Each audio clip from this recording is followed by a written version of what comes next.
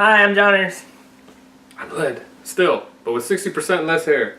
Me too, a lot less hair. So, we're talking today about the second episode of RWBY Volume 4. That's what we got first thing on the agenda. It felt like a short episode. It did feel like a short episode, but it was because most of the do you want to talk about this stuff? We're talking about the house.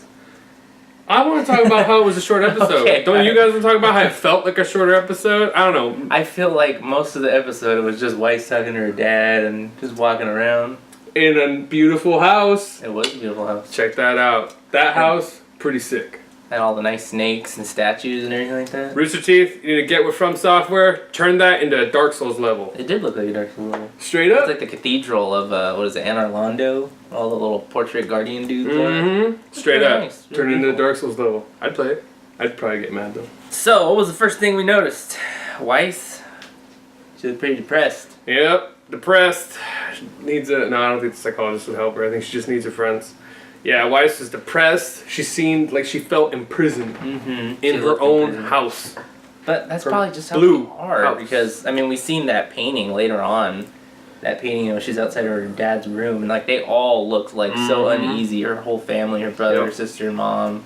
They all just look like they got a stick up their ass or, like, they're ready to kill each other or something like that. Exactly, like just a bunch of murderers just taking a picture like, yeah, we'll I don't know about kill murderers, but, like, but people that look fucking unhappy, like, Jesus, like, they got problems. Exactly. What else do we say? I guess we'll talk about that later, about the Atlas Academy. You want to bring that up now? No, we'll bring it up later, because that was later in that episode. So yeah, her brother, fucking Whitley, like, what do you think about him? That is sketchy as fuck. Yeah, he just seemed like, I don't know, just, like, it seemed like he's being nice to his sister, and maybe he does have a relationship with his sister, but, like, no, because she did say, like, oh, you're being nice, like, she was kind of surprised. Exactly, yeah, she was caught off guard, and he even says, like, oh yeah, well, I've grown so much. I didn't stop growing while you were gone. And that's the thing. I know he seems sketchy, and he seems like he's got this other agenda, but what the fuck could he do?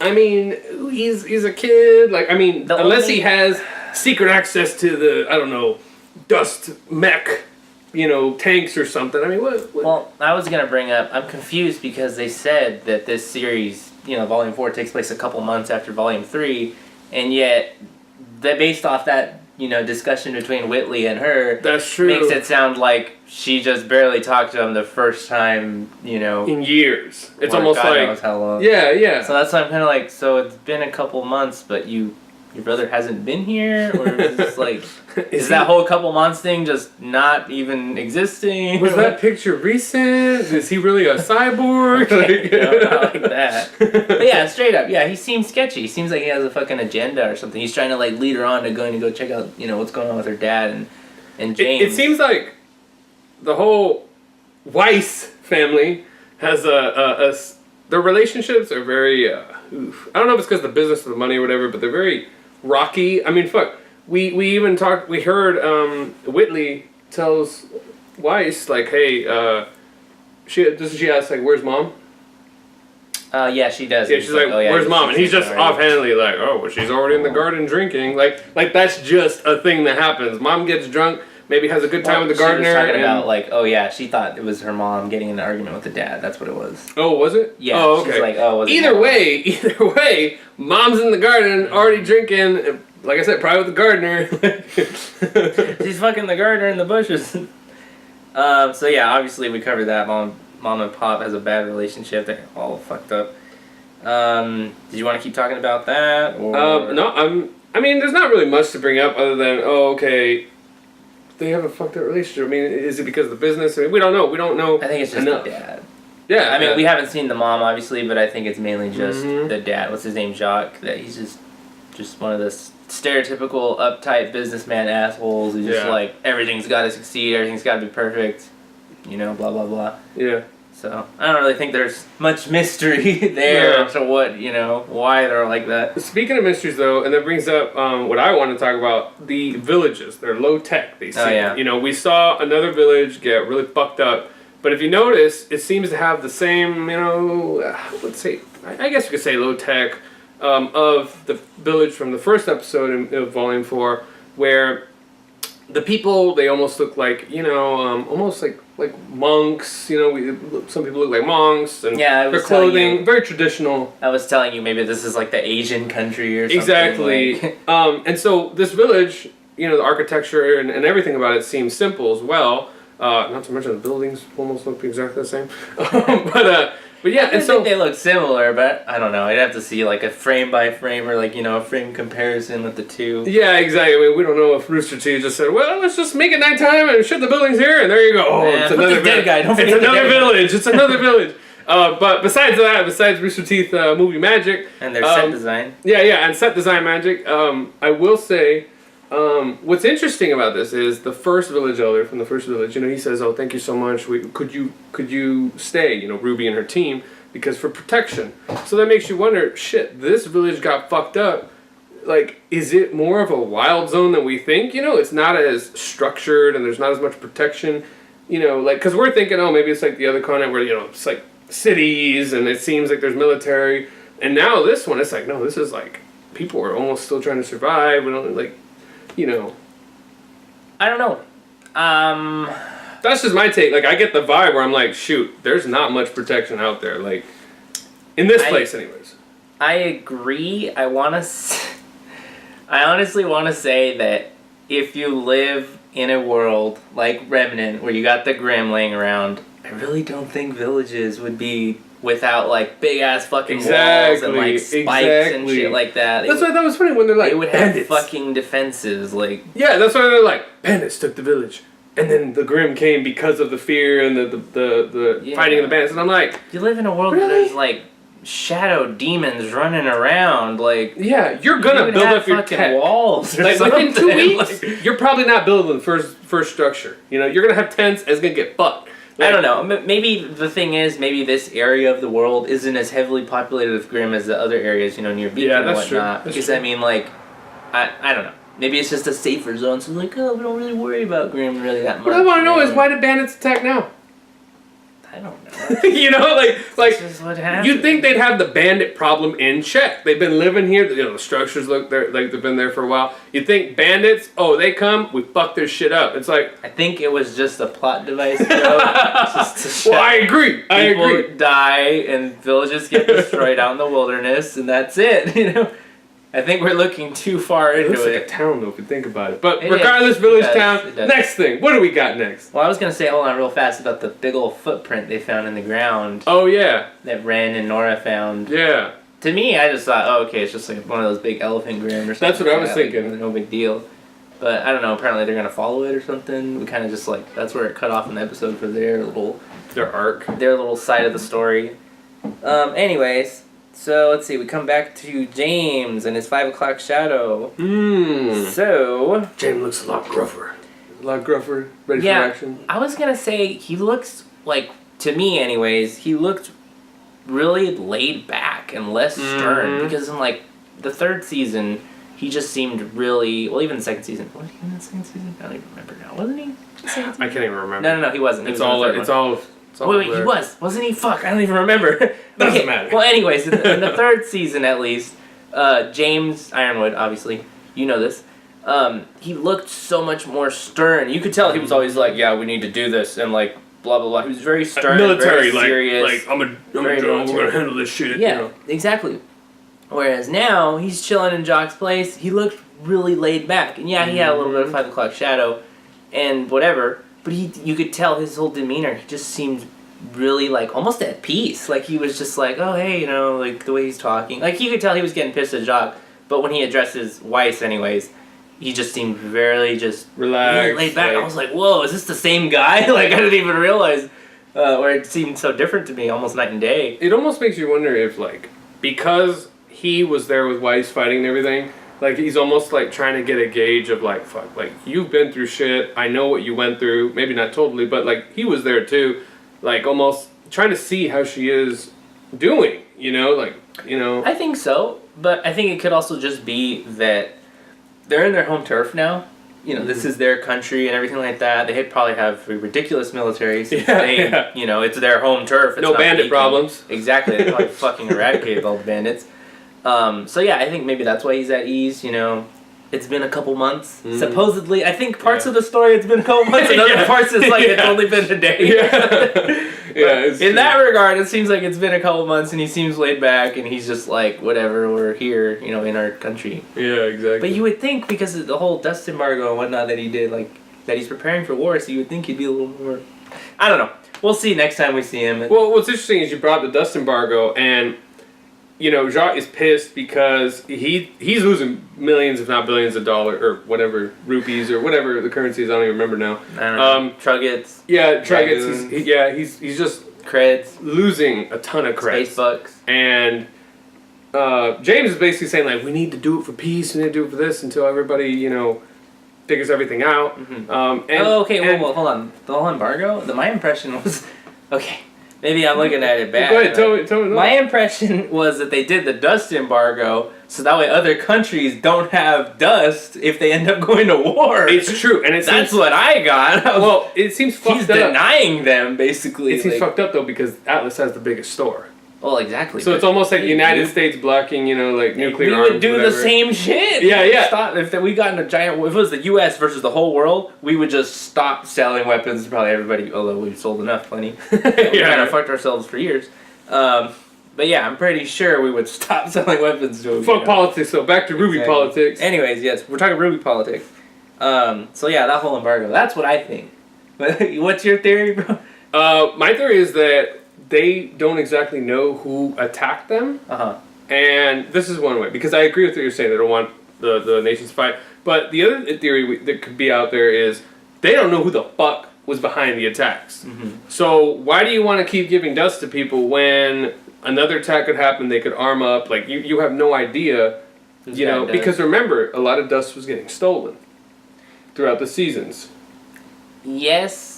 Because of their whole plan, but like, what did they even fucking use the dust for? Like, we can't. That's gonna open up a whole other can of worms.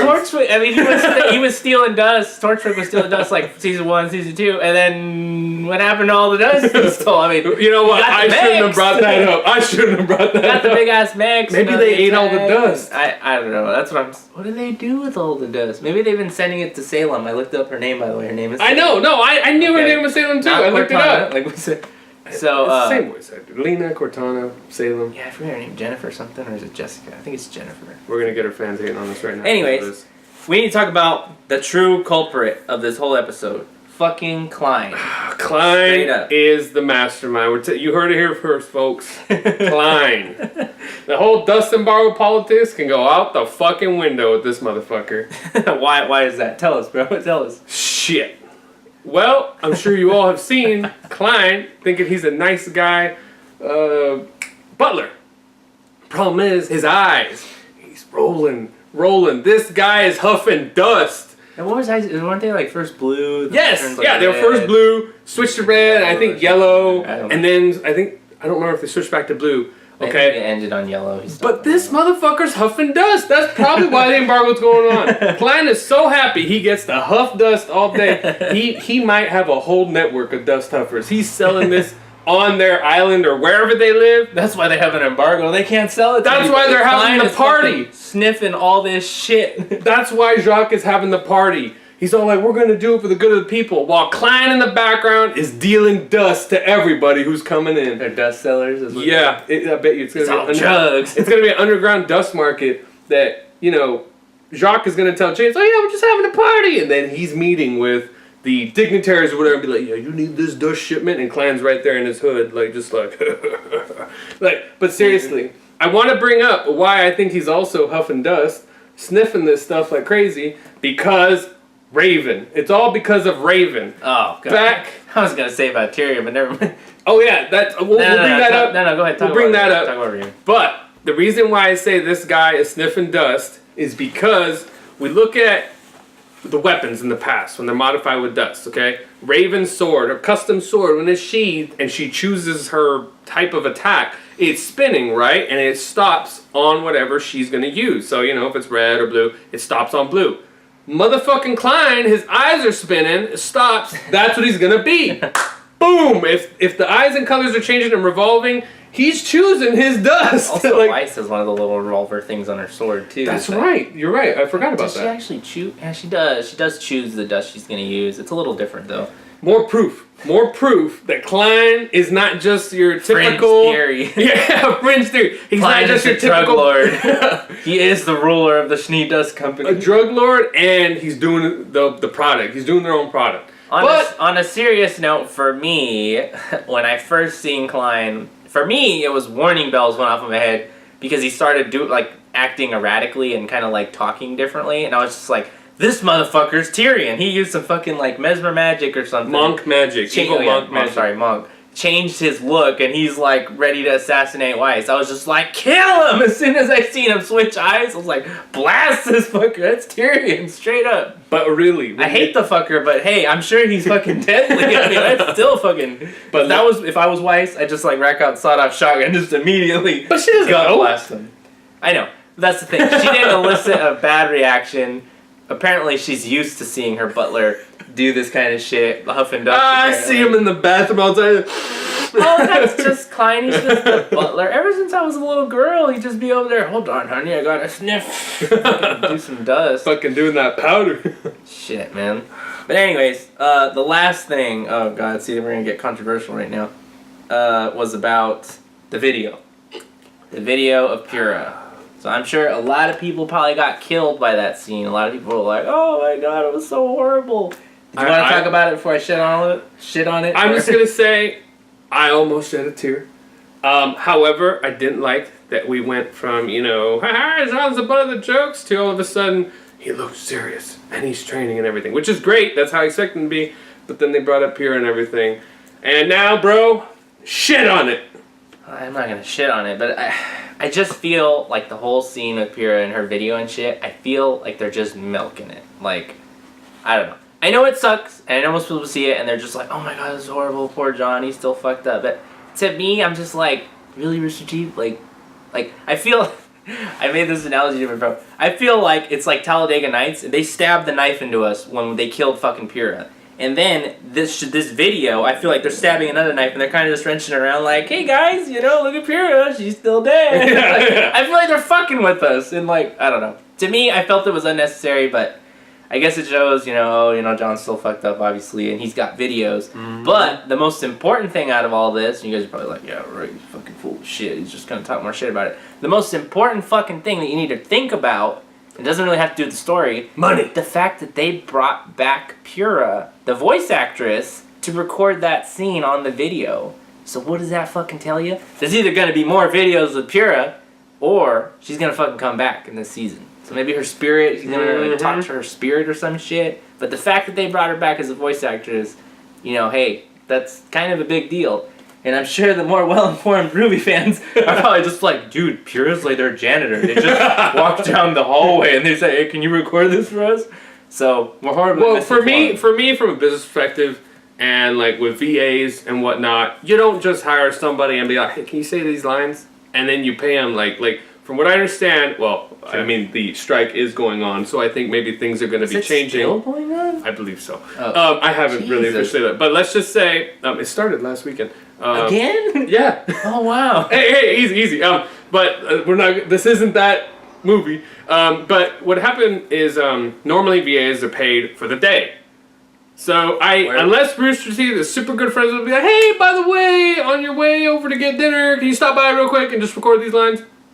I don't know. Maybe that is how it is. Maybe like my bro said, hey, she's the janitor, and she could just, hey, but you Rooster Teeth fans, or you Rooster Teeth and RWBY fans are gonna rip the shit out of us on that. But yeah, all 20 of you that are watching this video, yeah, exactly. The show. A dislike, 20 dislikes to be like, yo. All 20 of you guys, I expect you, all 20 of you, dislike the video and report it and everything like that. Yeah, and let us know we're fuckheads. But that yeah, too. So again, with the VA, it's like, you're just gonna color those few, so I think we're not dealing with Pura. And do you want to talk about how she died? Do you want to talk about? I don't want to get into that. I got fucking big old thing. No, I was gonna say, the last thing I was gonna say is more of a joke than anything. When I seen Ruby, you know, she's like looking behind the tree, she's like looking at John, looking at the video. The first thing I thought, I was like, if I was Ruby and I noticed that he was watching a video. I know I'm laughing about it, but if I was Ruby, I'd be like, I'm helping you, bro. Like, I would fucking, you know how she, when she runs really fast, she like turns into like a ball, kind of floats and shit. I would just immediately dash for his fucking phone as he's training and just grab the phone and just delete the fucking video. I'd be like, John, I'm saving you, man. I'm trying. I don't want you to go through this. Just delete it. And I know probably. I was telling my bro, like, John would just be like grabbing Ruby from the back, like, what the fuck are you doing? Yeah, as she's deleting, she's like trying to tell him, and he's just like, I would totally do that if I was Ruby. I'd be like, this isn't healthy for you. I'm helping you.